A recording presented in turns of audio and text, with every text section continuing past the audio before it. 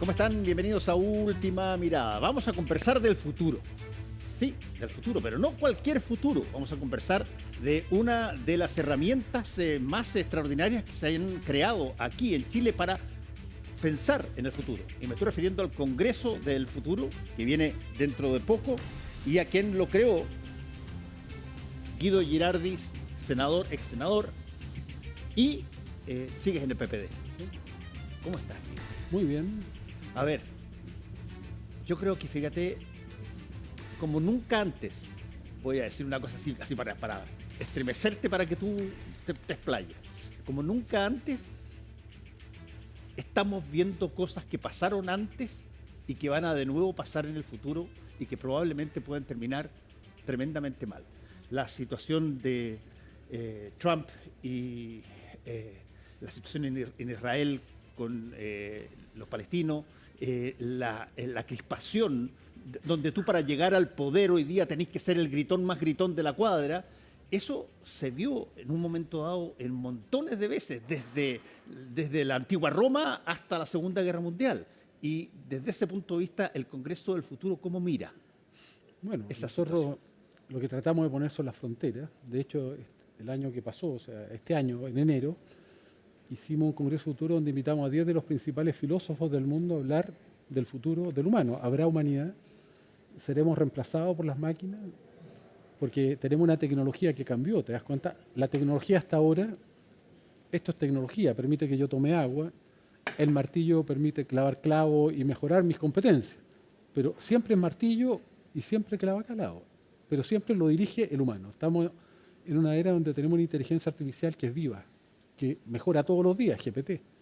Ayer GPT-1 tenía, no sé, tenía 5.000 millones de parámetros, GPT-3 tiene 175.000 millones de parámetros, es miles de veces más potente meses después. Y tuviste que hay varios de los famosos que pidieron que se parara de cuajo Bueno, el crecimiento porque estamos teniendo una tecnología que es la inteligencia artificial que empieza a superar al humano, a desplazar al humano, o sea, es sustitutiva. ¿Ah? Es un martillo que decide dónde clavar los clavos, crea nuevos martillos y todos los días es más potente para clavar clavos.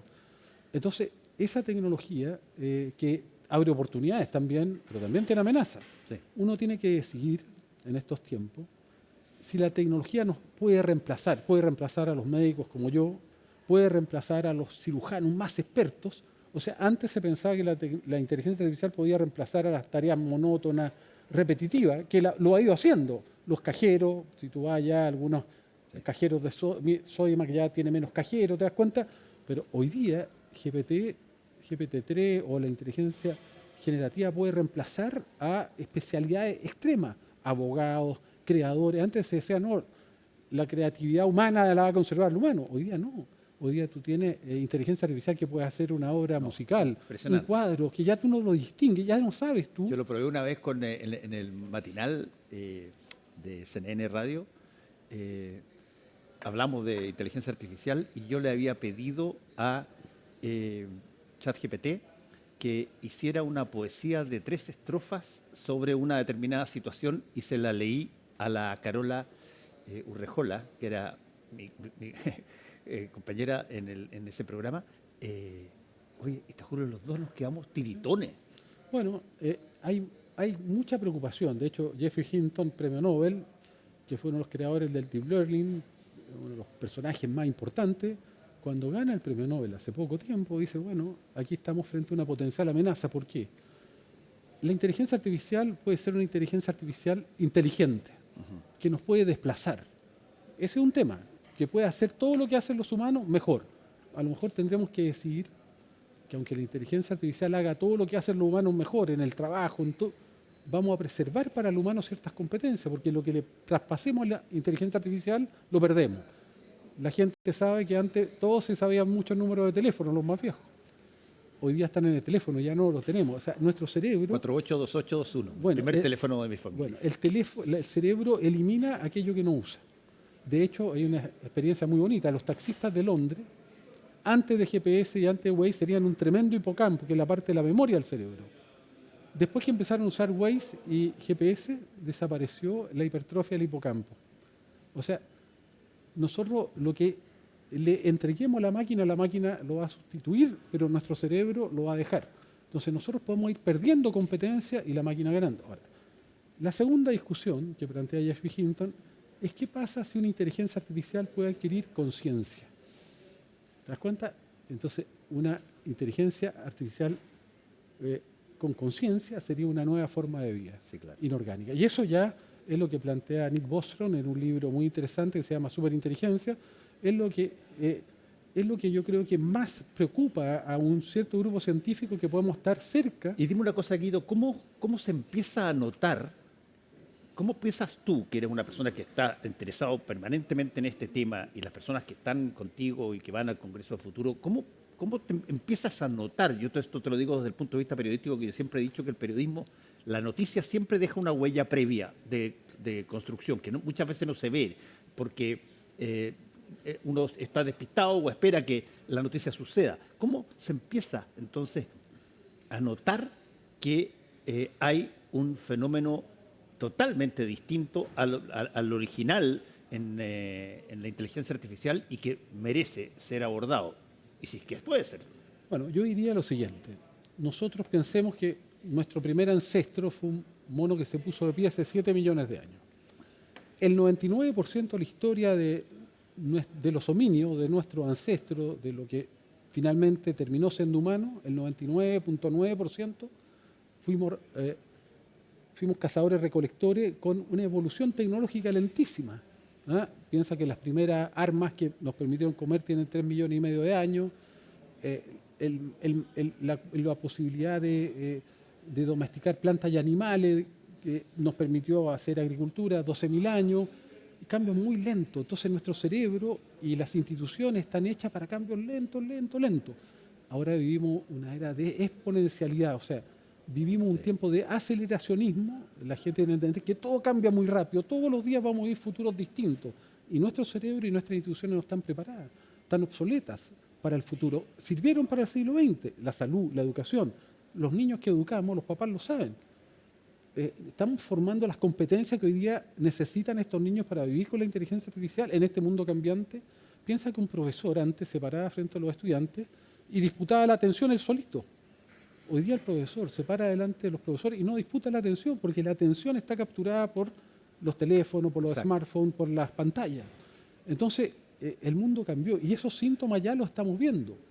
Entonces, lo que se requiere es reactualizar nuestras instituciones. La política está perdiendo densidad. La política perdió la capacidad de pensar, porque es lo que hablábamos un rato atrás. El delivery, lo que la gente pide, que todo sea inmediato. Todo tiene que ser inmediato. Si el Uber se demora 5 minutos, ¿qué hace la gente? Lo cancela. Lo cancela. ¿Ah? Pero el Estado, la capacidad de reaccionar de las instituciones, de la salud, de la educación, del sistema social, es lento. Entonces se genera una frustración. Además, muchos seres humanos en el mundo sienten que la democracia no resolvió sus problemas y no confían en la democracia. Recelan de la democracia y sienten que la democracia finalmente es un club de privilegiados, de una casta que arregla los problemas para ellos y que no le interesa. Y eso empieza a debilitar la democracia. Y lo otro que ocurre es que el gran tema hoy día, el gran tema económico hoy día, el poder de hoy día, ¿qué son? Son los datos. Los datos del combustible de esta era. Antes el combustible fue el petróleo, que permitió la generación de la civilización del petróleo.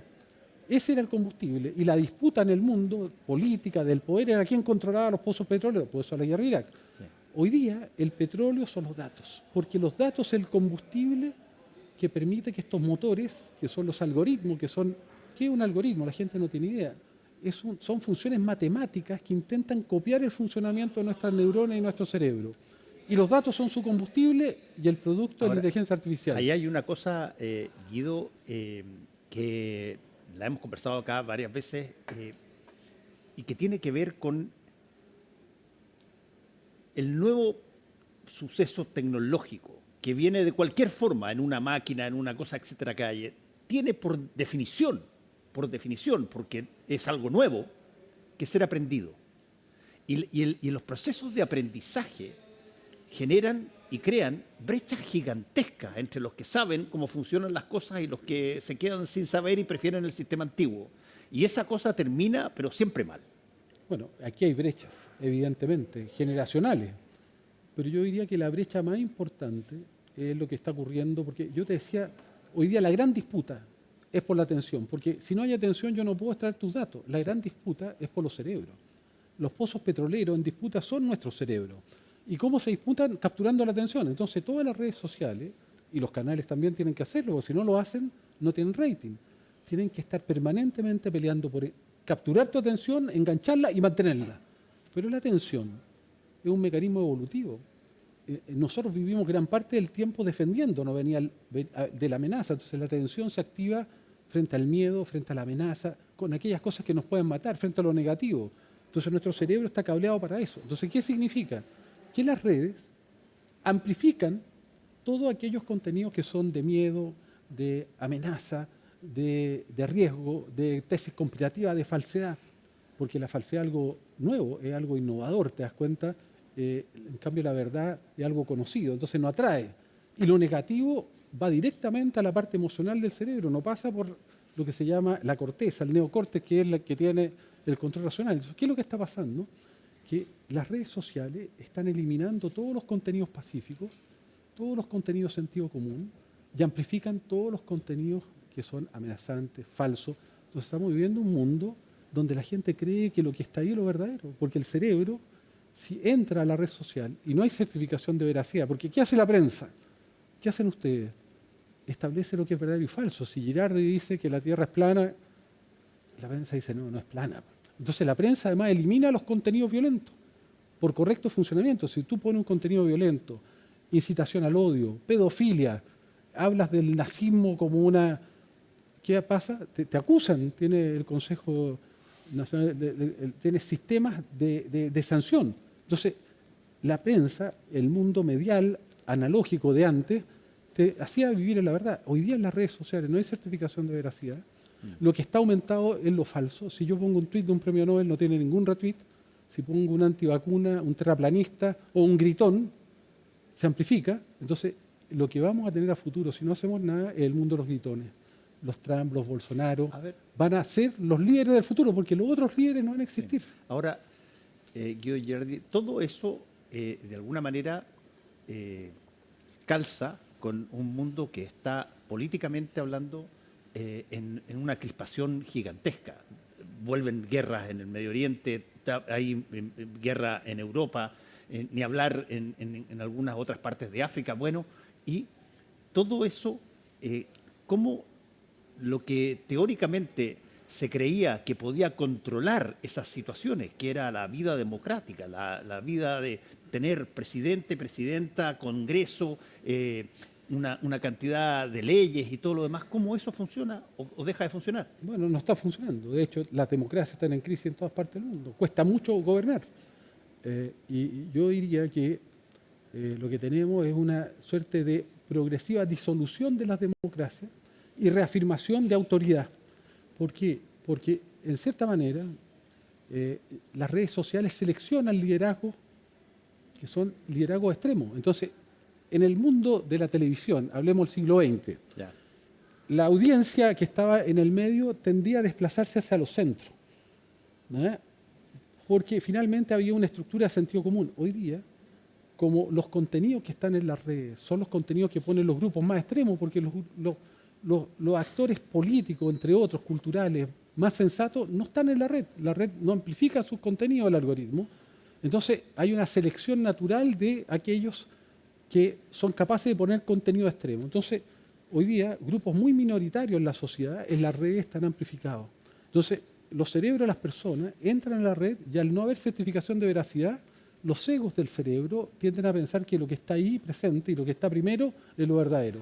Entonces, hoy día hay una atracción en el mundo entero de las personas que se desplazan hacia los grupos extremos. Y hoy día, las extremas derechas hoy día están ganando en toda parte la batalla. ¿Por qué? Porque son capaces de justamente sus contenidos traccionar, y eso es un fenómeno mundial. Ocurre no solo en Chile, ocurre en todas partes del mundo. Y eso evidentemente es un problema de la democracia. Pero además, tú tienes que detrás de Trump y detrás de hay una ideología que se llama los transhumanistas.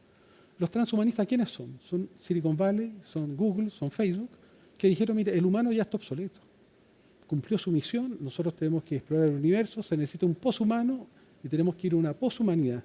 Pero además dice, mire, la democracia es débil, la democracia es femenina, es débil y viene un mundo duro y tenemos que competir con los chinos que no tienen democracia. Y necesitamos un sistema autoritario y fuerte. Entonces, ¿en qué está Trump? ¿En qué está todo están en lo que se llama un neofeudalismo? O sea, restablecer estructuras de poder duras que puedan competir, en este caso con China, que China tiene poder, no tiene democracia. Entonces, lo que estamos viendo es una amenaza para la democracia en el mundo entero. Y aquí se viene una disputa geopolítica brutal. Y entonces, ¿cuál es el rol de Chile? ¿Cuál es el rol de Latinoamérica? Y ahí está, yo entro a lo que hemos hablado, nosotros estamos con todas las universidades, además del Congreso Futuro, que lo hacemos en enero, construyendo lo que se llama Proyecta Chile 2050. Chile está sentado arriba de una mina de oro. Chile tiene un rol geopolítico que jugar. Por ejemplo, viene el cambio climático y Chile podría resolver el problema de toda la humanidad del reemplazo de los combustibles fósiles por hidrógeno. Eso no es una cosa de megalomanía, no es una cosa, es una cosa real, porque tiene el mayor potencial de energía solar, de energía eólica, y nosotros podemos hacerlo. Eso significa, por ejemplo, tener 2 millones al menos de megas de energía solar y eólica instalado en el 2050. Hoy día tenemos 30.000 megas de todo, o sea, todo el sistema energético chileno, con gas, con petróleo, con centrales de represa, con todo son 36.000 megas. Y necesitamos 2 millones. Eso requiere un acuerdo gigantesco, pero ¿sabe eso? Eso podría darle el 20% más o menos de la necesidad del planeta de energía. Chile podría tener un rol geopolítico y Chile podría ser rico. Son 500.000 millones de dólares de ingresos. O sea, los chilenos solo con el hidrógeno podrían ser ricos. ¿Y para qué hablar del litio, del cobre? O sea, el factor limitante de China. ¿Por qué China viene a Chile? ¿Por qué Estados Unidos se enoja cuando Chile le vende el cobre o el litio a China? Porque son los factores limitantes. Porque un teléfono tiene una cantidad inmensa de cobre para la transmisión, para su dispositivo, y de litio para las baterías. Entonces son factores limitantes. Chile tiene poder. Entonces tenemos que entender que nuestros recursos no solamente son económicos, son poder, y deberíamos usarlos como poder geopolítico. Ahora, me queda la última pregunta que te la quiero hacer a raíz de lo que estás señalando. Eso, bueno, ¿esto es algo que los políticos chilenos desconocen? ¿Es algo que los políticos chilenos, qué sé yo, se acostumbran a lo que es la rutina clásica de la democracia chilena?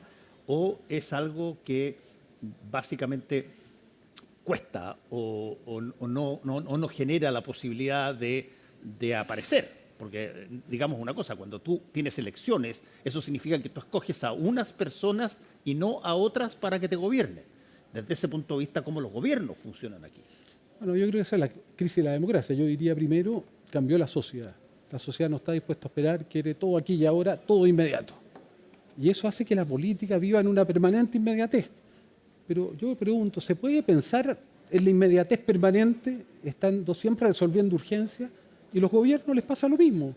Y la política perdió el domicilio intelectual. Antes la intelectualidad participaba en los partidos, en los parlamentos, en los gobiernos. Hoy día esa gente se alejó de la política por la misma crisis de la política, ¿no? La gente dice, no, la política yo no me meto. Entonces la política es más frágil desde el punto de vista de pensamiento, no tiene tiempo para pensar, está en la urgencia, entonces no hay futuro.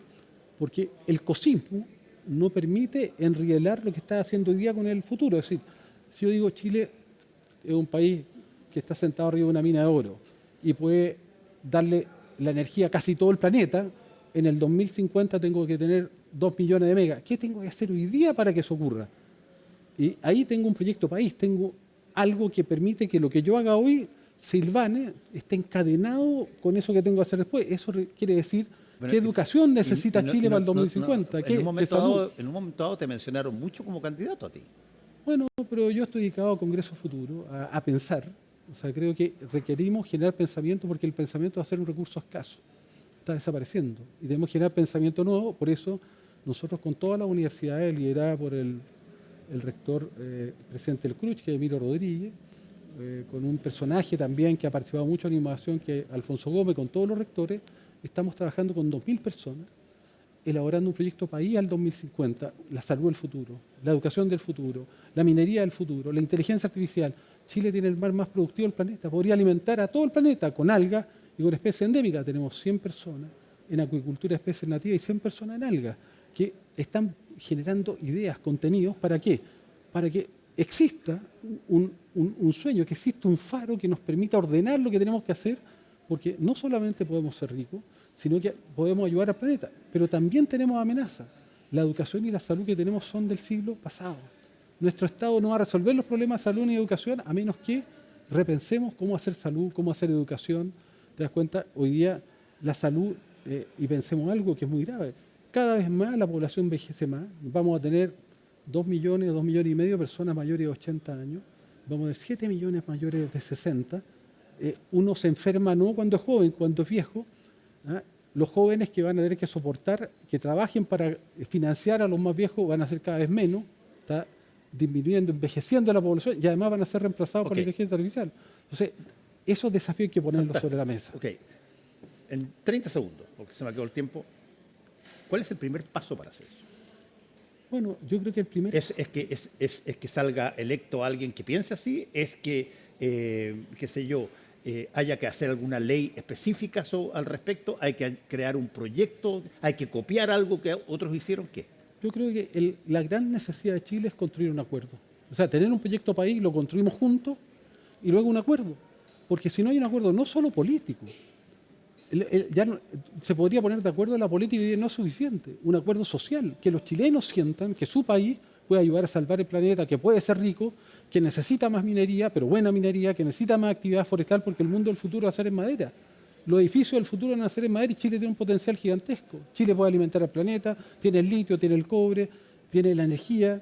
En Chile se van a instalar los data centers. Un gran consenso, gran consenso. Y hoy día lo que vivimos más bien es una fractura, una polarización, y con polarización no hay consenso. Y además estamos capturados por las emociones. Son más importantes los liderazgos que te emocionan, que son simpáticos, que son cariñosos, que los liderazgos que te asustan. O que te asustan, que los liderazgos que tienen capacidad. Entonces, ¿qué queremos? ¿No? Necesitamos liderazgos con capacidad. Y ahí esta discusión, ¿no es cierto?, de las próximas elecciones tiene que ver con eso. Tratemos de elegir a los liderazgos más capaces. Yo por eso apoyo a Carolina Toá. ¿Te das cuenta? Porque creo que Carolina es un liderazgo capaz, que es capaz de resolver problemas, que es capaz de generarnos y llevarnos a un destino, pero tiene que hacerlo con consenso. Lo tiene que hacer con la derecha, lo tiene que hacer con el centro, lo tiene que hacer con los empresarios, lo tiene que hacer con los territorios. ¿Ah? Porque hoy día, si Chile tiene una oportunidad de desarrollar minería, una empresa minera puede haber hecho su estudio de impacto ambiental, todo, pero si no tiene licencia social, si no tiene el apoyo de la comunidad, no va a poder hacerlo. Y la comunidad tiene que sentir que esta minera no solamente se sirve a sí misma, que no solamente viene a extraer los recursos, sino que son parte de esa oportunidad. O sea, Allende hizo algo muy bonito, dijo, el cobre es el sueldo de Chile.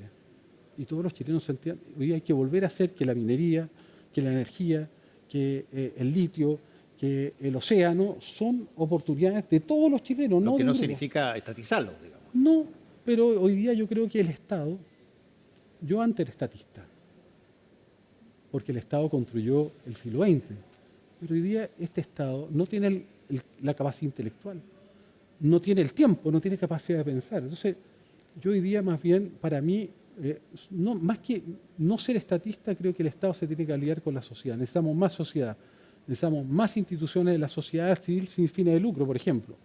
En salud el Estado no va a resolver la lista de espera, pero tenemos muchas instituciones privadas sin fines de lucro que podrían trabajar al mismo costo que los hospitales, con lo mismo que se le paga al San Juan de Dios, al Barros Luco, al Salvador, ¿no es cierto?, que lo hicieran prestadores privados sin fines de lucro, prestadores éticos. Tienes la Mutual, tienes la Fundación Arturo López Pérez, hay muchas instituciones, se podrán crear otras. Entonces, eso es más sociedad. Pero si además lo hacen éticamente y además lo hacen cobrando lo mismo que le pagamos a los hospitales, bueno, son bienes públicos.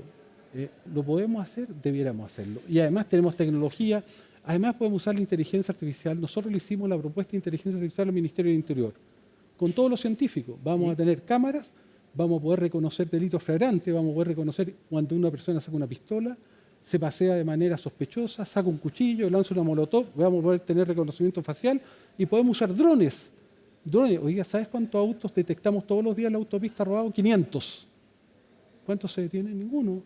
¿Por qué no le ponemos un dron a ese auto que lo siga hasta donde ese auto llegue y vamos a poder identificar dónde están. Lo mismo, en una encerrona podemos enviarle un dron que llega en minutos y sigue a los delincuentes hasta donde... O sea, hoy día la tecnología también... Tal que no sean los drones que están amenazando a Palestina y Chile Israel. deberá ser un líder productor de drones, porque los drones son el futuro. Chile no puede hacer F-16, no puede hacer aviones de guerra, pero puede hacer drones. Y los drones se usan para vigilar fronteras, se usan en la agricultura, se van a usar en la salud, si hay un accidente pueden llevar sangre y se pueden usar para la seguridad. Entonces, la tecnología también tenemos que usarla de manera inteligente. La inteligencia artificial, nosotros tenemos que ser más inteligentes que la inteligencia artificial, nosotros manejarla a ella que ella no nos maneje bueno, a nosotros. Te quiero agradecer, Guido Gerardi, por habernos dado esta ilustración del fenómeno del presente con miras al futuro, porque yo tengo la impresión, y lo hemos conversado antes, que la vieja tradición de seguir tus típicas rutinas y que eso siempre te lleva, te da seguridad, caminar siempre igual, etcétera, cuando estás en un mundo que está cambiando brutalmente, lo único que te va a provocar es pánico cuando te des cuenta que tú no sabes cómo funciona la máquina. Así es. Muchas gracias, Guido, por haber estado con nosotros. Gracias a ustedes. Muchas gracias a todos ustedes. Nos encontramos mañana. Chao.